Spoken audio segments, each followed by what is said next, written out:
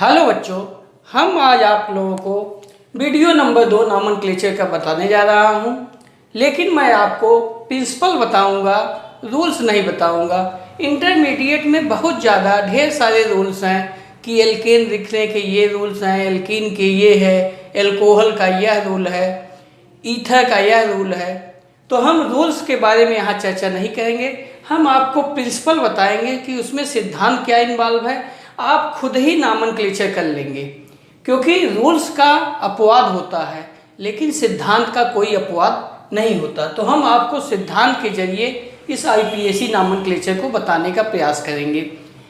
इस सिद्धांत में आप जानते हैं, हमने पहले दिन बताया था, एक फार्मूला आप याद कर लीजिए कि कोई भी नॉमेनक्लेचर करने में हम 5 घटकों का प्रयोग करेंगे। Word root, 1 degree suffix, 2 degree suffix, 1 degree prefix और 2 डिग्री प्रीफिक्स। 1 डिग्री सफिक्स हमने बताया था कि यह सिंगल, डबल, ट्रिपल बॉन्ड को इंडिकेट करता है। 2 डिग्री सफिक्स क्रियात्मक समूह को इंडिकेट करता है, फंक्शनल ग्रुप को। 1 डिग्री प्रीफिक्स आपका साइक्लिक और ये साइक्लिक नेचर को, कि वह साइक्लिक है, क्लोज श्रृंखला है कि ओपन श्रृंखला है, इसको बताता है। और 2 डिग्री प्रीफिक्स सब्स्टिट्यूएंट यानी प्रतिस्थापी को बताता है। इन 5 सीक्वेंस की सहायता से हम बड़े से बड़ा नॉमेनक्लेचर कर लेते हैं। तो दिक्कत कहाँ आती है? इस वर्ड रूट के चयन में। वर्ड रूट का हम चयन कैसे करेंगे और फिर हम उसको नंबरिंग कैसे करेंगे, क्योंकि 2 डिग्री सफिक्स के रूप में क्रियात्मक समूह का चुनाव करना बहुत आसान होता है। एक प्रेफरेंशियल टेबल है, क्रियात्मक समूह की टेबल दी है। उस क्रियात्मक समूह के टेबल में आप फंक्शनल ग्रुप के क्रम को याद रख लेंगे तो आपको पता चल जाएगा 2 डिग्री सफिक्स में हमको क्या लिखना है। 1 डिग्री सफिक्स में या तो सिंगल बॉन्ड होगा, या तो डबल बॉन्ड होगा, या तो ट्रिपल बॉन्ड होगा। यदि सिंगल बॉन्ड है तो हम एन शब्द का प्रयोग करते हैं, लेकिन यदि सिंगल और डबल दोनों है तो एन नहीं प्रयोग करेंगे, केवल इन का प्रयोग करेंगे। और यदि डबल और ट्रिपल दोनों है तो इन और आइन का प्रयोग करेंगे, वहाँ एन का प्रयोग नहीं करेंगे। कहने का तात्पर्य है कि सिंगल बॉन्ड कार्बन कार्बन के मध्य तभी प्रयोग किया जाता है जब डबल और ट्रिपल बॉन्ड ना हो। अगर डबल और ट्रिपल बॉन्ड में से कोई है तो हम एन शब्द का प्रयोग नहीं करेंगे। वर्ड रूट जो होता है, वर्ड रूट ही सबसे इम्पॉर्टेंट है। इसके चयन में आपको सावधानी बरतनी होगी। वर्ड रूट के चयन के लिए हम लॉन्गेस्ट कार्बन चेन को चुनते हैं जो कॉन्टिन्यूअस हो, कहीं ब्रेकेज ना हो। Longest carbon chain containing functional group, multiple bond और सब्स्टिट्यूएंट, और साथ में यह कॉन्टिन्यूअस हो। कॉन्टिन्यूअस का मतलब होता है कि कहीं पे ब्रेकेज ना हो कार्बन कार्बन की श्रृंखला। जैसे यदि ये है, मान लीजिए यहाँ OCH3 लिख दिए। अब कार्बन की जो सबसे लंबी कार्बन चेन है, यदि आप यहाँ पे देखेंगे तो 1 2 3 कार्बन है। यहाँ पे ब्रेकेज हो गया कार्बन का, तो 3 कार्बन आपका हो जाएगा लंबी चेन में यानी वर्ड रूट में, और ये जो हो जाएगा ये आपके सब्स्टिट्यूएंट हो जाएंगे, प्रतिस्थापी हो जाएंगे, जो 2 डिग्री प्रीफिक्स के रूप में प्रयोग होंगे। तो पहला इंपॉर्टेंट पॉइंट होता है कि लॉन्गेस्ट कार्बन चेन का चुनाव करना और उसको नंबरिंग करना। उस नंबरिंग में हम इस सिद्धांत का प्रयोग करते हैं कि फंक्शनल ग्रुप को सबसे पहले प्राथमिकता देते हैं, फिर मल्टीपल बॉन्ड को, फिर सब्स्टिट्यूएंट को, और नंबरिंग करते समय इनको मिनिमम पोजीशन पे रखने का प्रयास करते हैं। यदि कोई नहीं है तो दूसरे पे ध्यान देंगे। यदि मल्टीपल बॉन्ड 1 से ज़्यादा है तो उसमें फिर हम अल्फ़ाबेट द्वारा निर्णय लेते हैं। सब्स्टिट्यूएंट 1 से ज़्यादा है तो सब्स्टिट्यूएंट के बीच जब टक्कर होगी तो अल्फ़ाबेट के से निर्णय होगा। लेकिन फंक्शनल ग्रुप का निर्णय क्रियात्मक समूह के टेबल से होता है। अब आइए हम कैसे लॉन्गेस्ट कार्बन श्रृंखला का चुनाव करते हैं। जैसे मान लीजिए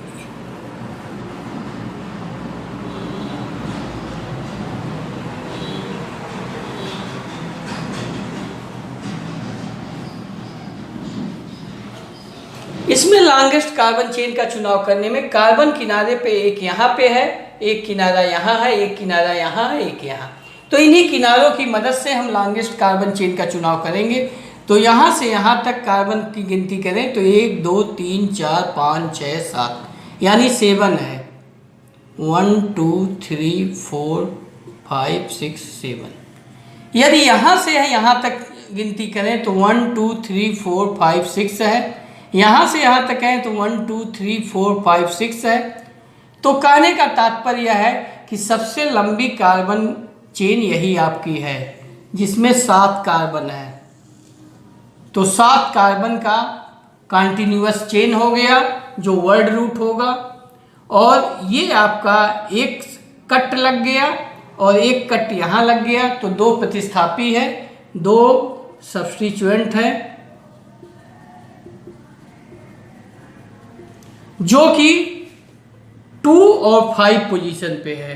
2 पोजीशन और 5 पोजीशन पे मेथिल सब्स्टिट्यूएंट रखा गया है। तो जब इसका नामकरण करेंगे आप तो वर्ड रूट लिखेंगे। वर्ड रूट हो जाएगा हेप्ट। सब सिंगल बॉन्ड है तो एन, और 1 डिग्री प्रीफिक्स यहाँ कुछ नहीं है क्योंकि ओपन चेन है। 2 डिग्री प्रीफिक्स के रूप में दोनों सेम मिथाइल ग्रुप है। तो आप पोजीशन किस पे है 2 और 5, तो आप लिखेंगे 2 5 डाई मेथिल। अब इसको एक साथ आप जोड़ के प्लस को हटाएंगे। प्लस हटाने में भी बड़ी सावधानी बरतनी है। यहाँ पे तो कोई भी टर्म न जुड़ेगा न घटेगा, लेकिन अन्य में अभी हम आपको बताएंगे कैसे शब्दों में एक वर्ड हटता है और जुड़ता है। यहाँ पे आप लिख देंगे 2 5 डाई मेथिल हेप्टेन। ये आपका पूरा आईपीएसी नेम हो गया। दूसरा रूल्स,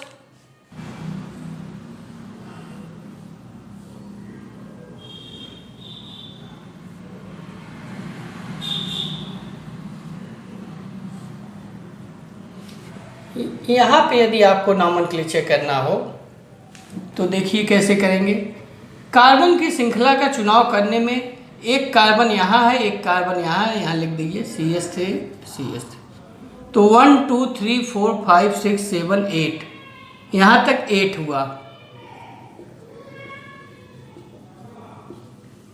और यदि हम कार्बन की यहाँ से श्रृंखला का चुनाव करें तो 1 2 3 4 5 6 7 8, दोनों तरफ से कार्बन की सेम श्रृंखला का चुनाव हो रहा है।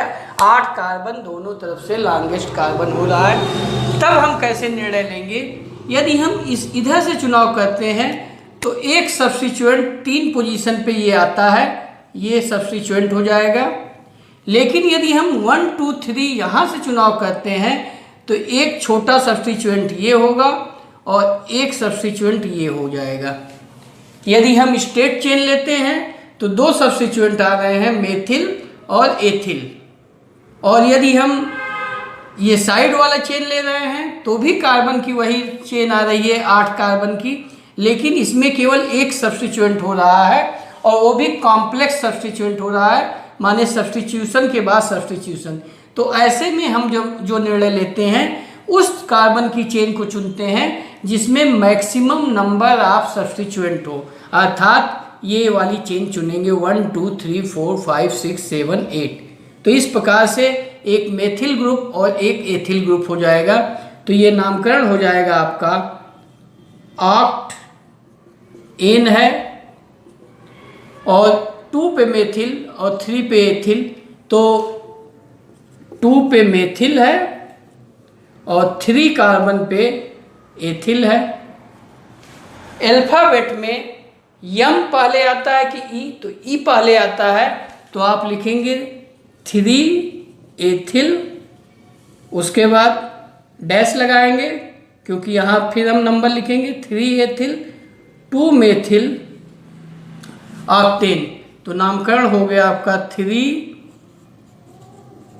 Ethyl dash 2 methyl octane.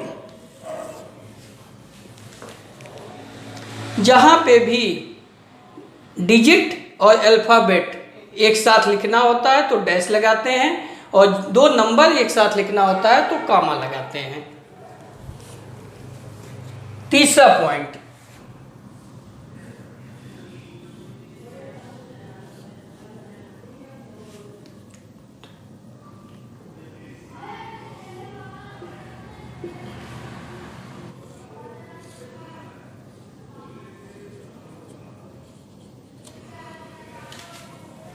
इसका यदि आपको नामकरण करना हो तो आप देख रहे हैं कि सबसे लंबी कार्बन की श्रृंखला यहाँ से यदि हम देखते हैं तो 1 2 3 4 5 6 7 8 आती है।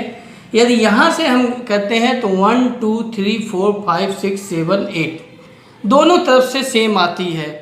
इधर से भी 8 आ रही है, 1 2 3 4 5 6 7 8। यहाँ से भी नामकरण कर रहे हैं 1 2 3 4 5 6 7 8। 8 कार्बन की चेन दोनों तरफ से आ रही है, तो हमको निर्णय लेना है। तो सब्स्टिट्यूएंट का लिस्ट नंबरिंग जहाँ पे होगा हम उधर से ही कार्बन की चेन का चुनाव करेंगे। यदि हम ये वाली चेन ले रहे हैं यहाँ से यहाँ तक तो नंबर 3 पे सब्स्टिट्यूएंट है, और यहाँ से नंबरिंग कर रहे हैं तो नंबर 2 पे सब्स्टिट्यूएंट आ रहा है, तो हम इस वाली चेन का चुनाव करेंगे। तो ये हो जाएगा 2 पे मेथिल है, और इस 4 पे आपका ये कॉम्प्लेक्स सब्स्टिट्यूशन है, क्योंकि ये क्या है, ब्रांचिंग। यहाँ पे आपका एक सब्स्टिट्यूशन है, सब्स्टिट्यूशन के अंदर सब्स्टिट्यूशन है, तो इसका नामकरण रखने में आप रखेंगे ऑक्ट प्लस एन,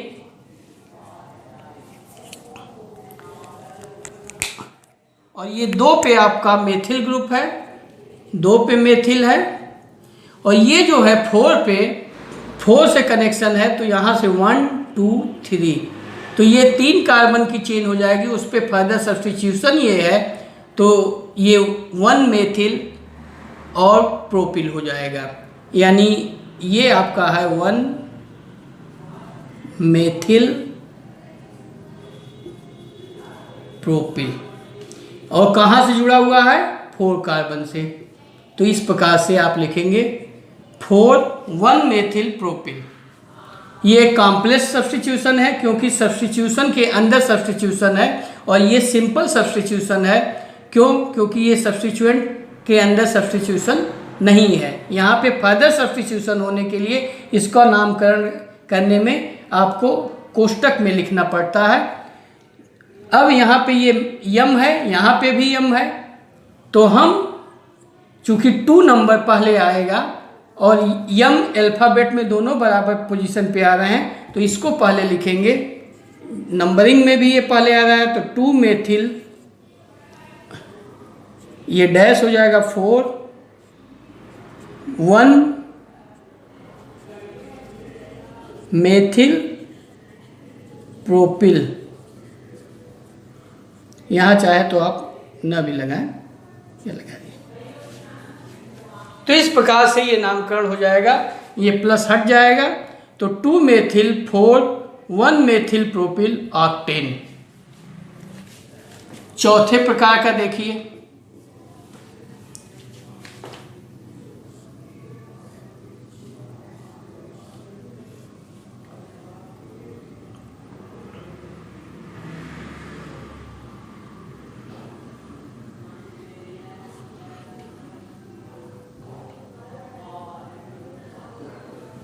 यहाँ से आपका मेथिल ग्रुप रखा है और यहाँ से एथिल। तो जब आपको नंबरिंग करनी होगी तो सबसे लंबी कार्बन श्रृंखला का चुनाव करना होगा। तो यहाँ से आप कहेंगे तो 1 2 3 4 5 6 7, या इसको भी कहते हैं तो 1 2 3 4 5 6 7। तो यहीं से दोनों कनेक्शन है, तो यानी एक एथिल और इस पॉइंट पे एक मेथिल। तो हम नामकरण जब यहाँ से नंबरिंग करते हैं तो 1 2 3 पे आ रहा है, यहाँ से भी कर रहे हैं तो 1 2 3 पे आ रहा है, 1 2 3 4 5 6 7। लेकिन यदि हम इधर से नंबरिंग ऊपर से करें तो 1 2 3 4 5 6 7। दो ग्रुप है, एक पे यहाँ मेथिल है और यहाँ पे एक पे एथिल ग्रुप लगा हुआ है। अल्फाबेट में चूंकि ई पहले आता है, एम बाद में आता है, तो ई को हम मिनिमम नंबर देंगे। इधर से करेंगे तो ये मिनिमम नंबर पाएगा, तो 3 हो जाएगा और यह हो जाएगा 5। लेकिन यदि इधर से कहते तो ये 3 मेथिल होता और ये 5 होता, तो ये मान्य नहीं होगा, क्योंकि अल्फाबेट में ई का स्थान पहले आता है। तो 3 एथिल 5 मेथिल और नामकरण करेंगे हेप्टेन हो जाएगा। तो 3 एथिल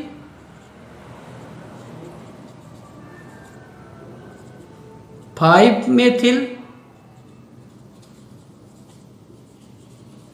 हेप्टेन। एक और पॉइंट आप नोट कर लीजिए,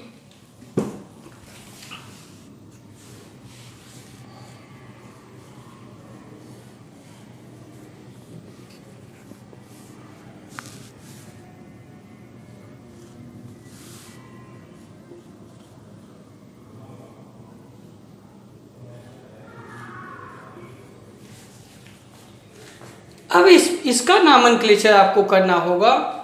तो नंबरिंग सबसे लंबी कार्बन श्रृंखला का चुनाव करेंगे तो 1 2 3 4 5 6 7 8, या इधर से भी कहेंगे तो 1 2 3 4 5 6 7 8। और इस दोनों पे यहाँ से भी ये एथिल ग्रुप क्लोरीन के साथ अटैच है और यहाँ पे भी एथिल ग्रुप क्लोरीन के साथ अटैच है। लेकिन ये फर्दर सब्स्टिट्यूशन है, दोनों तरफ एथिल एथिल है, 2 कार्बन की श्रृंखला है। लेकिन इस कार्बन यहाँ से यदि आप नामनक्लेचर करेंगे तो 1 2 और यहाँ पे करेंगे तो ये आपका हो जाएगा 1 2। तो यहाँ पे 2 क्लोरो है, यहाँ पे 1 क्लोरो है, दोनों तरफ एथिल है। इसका भी नामकरण आप रखेंगे तो 1 क्लोरो एथिल और इसका नामकरण होगा 2 क्लोरो एथिल। और ये कहाँ से अटैच है? यदि आप यहाँ से करते हैं नंबरिंग तो 1 2 3 4 पे अटैच है और ये 5 पे है।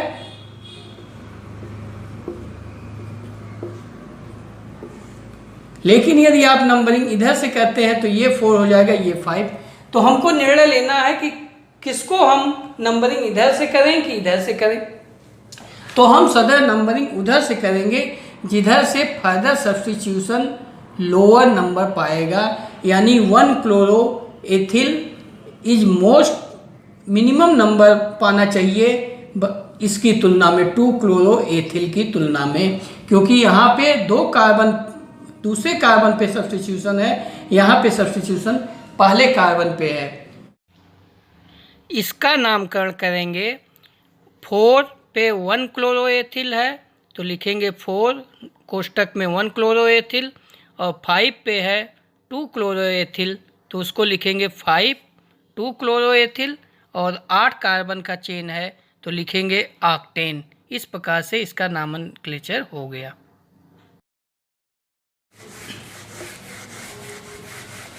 कुछ छोटे छोटे रूल्स आपको हम बता देते हैं कि ये कैसे जुड़ता है। जैसे मान लीजिए यहाँ पे 2 मेथिल ग्रुप है, इसका नामकरण आपको रखना हुआ तो 1 2 3 4 5 6 हेक्सेन हो गया, और 2 पे चूंकि दोनों पे मेथिल है तो आप इसको लिखेंगे 2 2 डाई मेथिल हेक्सेन। अर्थात ये नंबर जो होगा ये कामा द्वारा अलग किया जाएगा और नंबर और अल्फाबेट डैश द्वारा अलग होगा, तो इसका नामकरण हो गया 2 2 डाई मेथिल हेक्सेन। इसी प्रकार से मान लीजिए इसका नामकरण आपको रखना हुआ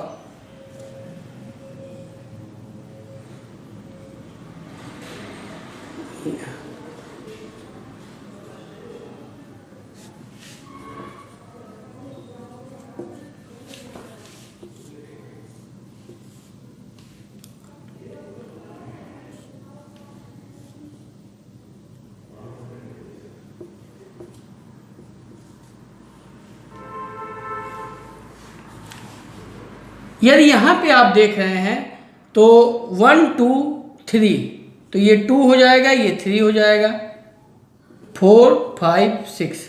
यहाँ पे नामकरण 1 2 3 4 5 6, तो इसका नामकरण 2 क्लोरो 3 ब्रोमो, 2 पे क्लोरो है, 3 पे ब्रोमो। लेकिन अल्फाबेट में चूंकि ब्रोमो शब्द पहले आता है तो हम पहले ब्रोमो को प्रीफिक्स के रूप में लिखेंगे। तो 3 ब्रोमो 2 क्लोरो हेक्सेन। यहां पे नामकरण में कोई दिक्कत नहीं है, 2 ब्रोमो 3 क्लोरो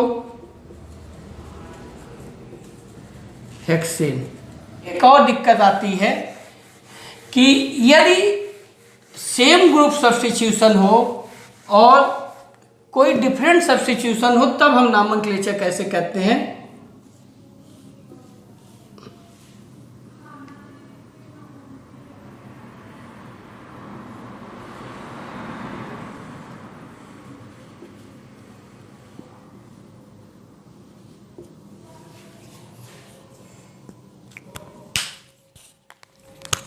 यहाँ पे सबसे लंबी कार्बन श्रृंखला 1 2 3 4 5 6 7 है, 7 कार्बन की है। और इसके अलावा जो है वो सब्स्टिट्यूशन है, तो फ्लोरो और 2 मेथिल ग्रुप है सेम पोजीशन पे। अगर इधर से नंबरिंग करते हैं तो 1 2 3 4 आता है, इधर से करते हैं तो 1 2 3 4 आ रहा है। तो 3 पहले आएगा तो हम नंबरिंग इधर से करेंगे, तो 1 2 3 4 5 6 7। 3 पे फ्लोरो है और 4 पे डाई मिथाइल है। तो डाई मिथाइल, चूंकि एक सब्स्टिट्यूशन का नाम मिथाइल है, चूंकि 2 पे है तो हम इसको डाई यूज करते हैं। लेकिन यह डाई नामकरण नहीं है इस सब्स्टिट्यूशन का, इसलिए इसका जब अल्फ़ाबेट में हम सीक्वेंस देखेंगे तो इसका मिथाइल और इसका फ्लोरो लेंगे, तो इसलिए ये पहले होगा, यानी 3 फ्लोरो, 3 फ्लोरो और 4 डाई मिथाइल, और ये हो जाएगा हेप्टेन। यहाँ पे बच्चे अक्सर कंफ्यूज हो जाते हैं कि ये डी पहले है और एफ अल्फ़ाबेट में बाद में आता है, तो हम क्यों नहीं इसको पहले लिखते हैं, इसको बाद में लिखते हैं। लेकिन आपको ध्यान रखना है कि यहाँ पे सब्स्टिट्यूशन का जो ग्रुप है वह मेथिल है, डाई तो केवल 2 बार यूज होने की वजह से आया है, इसलिए ये नाम को इंडिकेट नहीं कर रहा है। हम अल्फ़ाबेटाइजेशन जो करेंगे एफ और एम की सहायता से करेंगे। लेकिन यदि कोई कॉम्प्लेक्स सब्स्टिट्यूशन हो जिसमें डाई उसके नामकरण में आता है, तब हम वहाँ पे डाई का प्रयोग उसके अल्फ़ाबेट में करेंगे। जैसे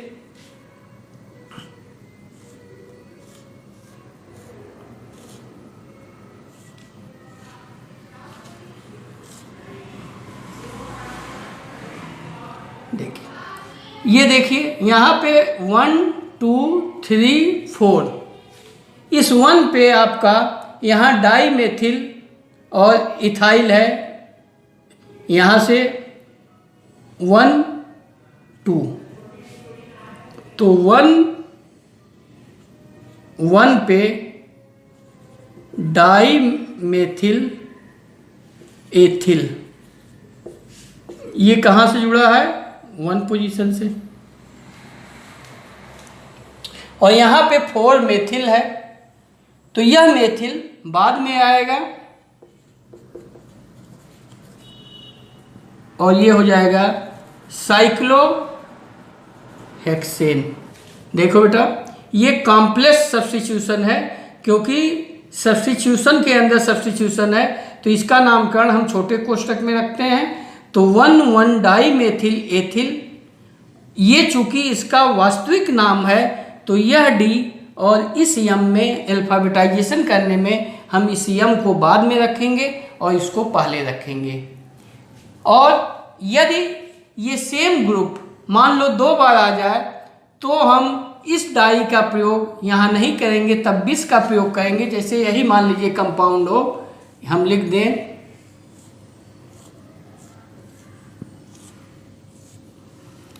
अब इसका नामकरण यदि आपको करना हो तो 1 2 3 4, तो 4 पे और 1 पे सेम ग्रुप है तो आप लिखेंगे 1 4 20। यहाँ डाई का प्रयोग नहीं करेंगे क्योंकि डाई शब्द इसके नामकरण में खुद ही आ जा रहा है, तो फिर लिखेंगे 1 4 20।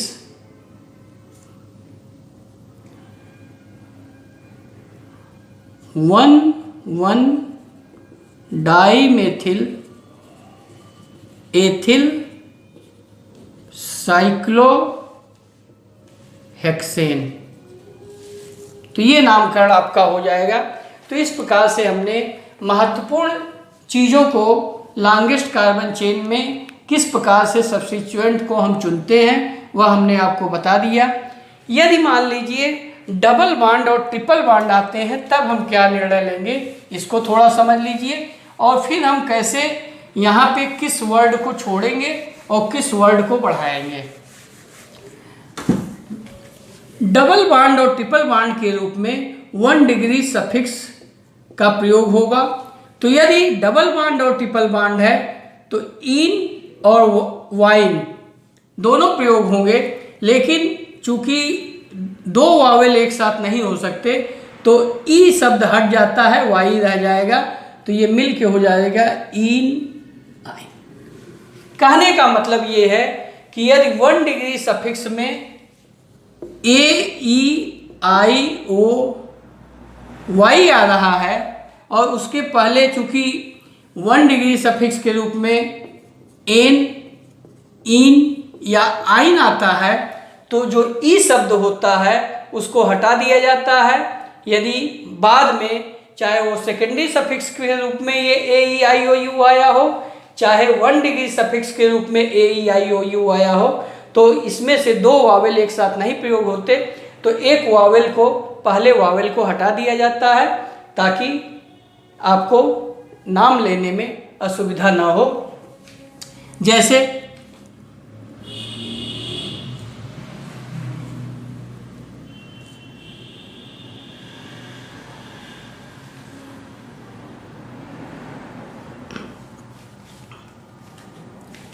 यहाँ पे यदि आपको नामकरण करना हो तो आप देख रहे हैं कि कार्बन कंटेनिंग चेन जो होगी 1 2 3 4 5 6 है, जिसमें 1 2 3 4 5 6 1 पे डबल बॉन्ड है और 4 पे ट्रिपल बॉन्ड, तो आप लिखेंगे वर्ड रूट हेक्स हो जाएगा। 1 डिग्री सफिक्स के रूप में हमने कहा कि सिंगल बॉन्ड को नहीं शो करते, डबल बॉन्ड को शो करते हैं, तो हेक्स 1 इन है और साथ में 4 पे आइन है प्लस 4 आइन। तो 1 डिग्री सफिक्स के रूप में ये जो दोनों शब्द आए हैं वहाँ से ई हट जाएगा तो ये हो जाएगा हेक्स 1 इन 9, यहाँ 4 हो जाएगा 4 आइन। तो कहने का तात्पर्य है कि यदि 1 डिग्री सफिक्स में 2 आते हैं डबल बॉन्ड ट्रिपल बॉन्ड, या सेकेंडरी सफिक्स में ए ई आई ओ वाई आता है, तो हम इस 1 डिग्री सफिक्स में से ई शब्द को हटा देते हैं। दूसरा काम, यदि डबल बॉन्ड और ट्रिपल बॉन्ड 2 या 2 से अधिक बार आता है तो डाई इन ट्राई इन ये सब शब्द यूज होते हैं, तो वर्ड रूट में उस समय हम एक अल्फाबेट ए को जोड़ देते हैं। जैसे यदि ये शब्द है तो 1 2 3 4 5 तो पेंट है प्लस 1 और 4 पे डाई इन है, तो यहाँ पे हम जब इसको जोड़ेंगे तो पेंट टी और डी के साथ एक वावेल लगाएंगे तो ए शब्द जोड़ देते हैं वर्ड रूट में, तो ये हो जाएगा पेंटा। पेंटा 1,4-डाइईन।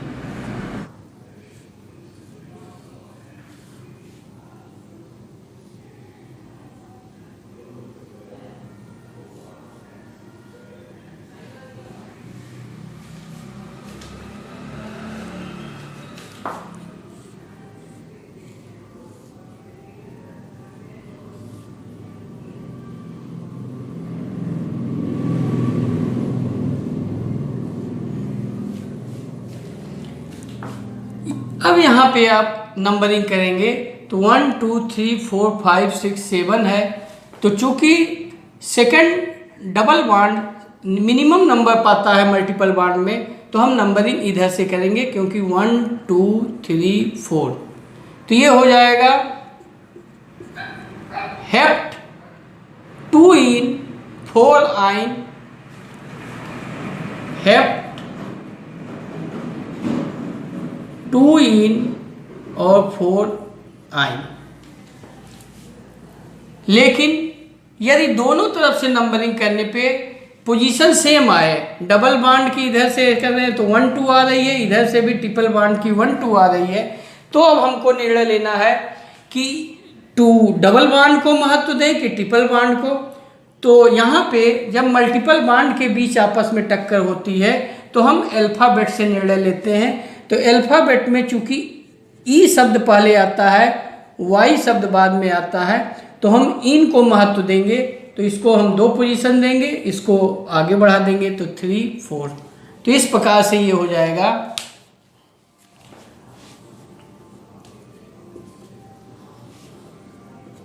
हेक्स 2-इन, तो ई हट जाएगा, 4-आइन। लेकिन यदि मान लीजिए 3 बॉन्ड हो, डबल बॉन्ड ट्रिपल बॉन्ड, तब हम क्या करेंगे? और डबल बॉन्ड इधर से है, इधर से ट्रिपल बॉन्ड है और यहाँ डबल बॉन्ड है।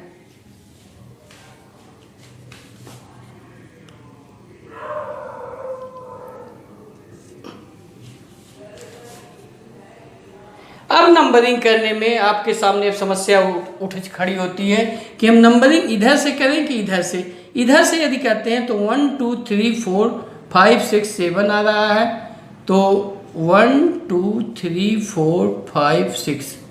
और इधर से नंबरिंग कर रहे हैं तो 1 2 3 4 5 6 7। दोनों तरफ से डबल बॉन्ड और ट्रिपल बॉन्ड को 1 1 पोजीशन यदि मिल रही है तो हम इस पोजीशन को देखेंगे कि किधर से मिनिमम मिल रही है। तो इधर से हम जब ऊपर की तरफ से करते हैं तो 1 2 3 पोजीशन पा रही है, तो हम ट्रिपल बॉन्ड की तरफ से कहेंगे ताकि सेकंड मल्टीपल बॉन्ड को मिनिमम पोजीशन मिले, जिसके आधार पे हम निर्णय नंबरिंग का करते हैं। तो इसका नामकरण हो जाएगा, 7 कार्बन है तो हेप्ट, और 1 पे और 3 पे है, 3 पे और 6 पे डबल बॉन्ड है तो 3, 6 इन, और 1 पे आपका है आइन, तो ई हट जाएगा, तो हेप्ट 3 6 इन 1 आइन। तो इस प्रकार से हम मल्टीपल बॉन्ड का निर्णय लेते हैं। और जब फंक्शनल ग्रुप होता है तो बहुत आसान होता है बेटा। इसको अगले वीडियो में हम आपको बताएंगे कि फंक्शनल ग्रुप का एक टेबल हम आपको दे देंगे। उस टेबल के अनुसार आप 2 डिग्री सफिक्स को केवल लिखेंगे क्रियात्मक समूह के रूप में, और बाकी जो भी बचेगा वह आपका 2 डिग्री प्रीफिक्स के रूप में हो जाएगा।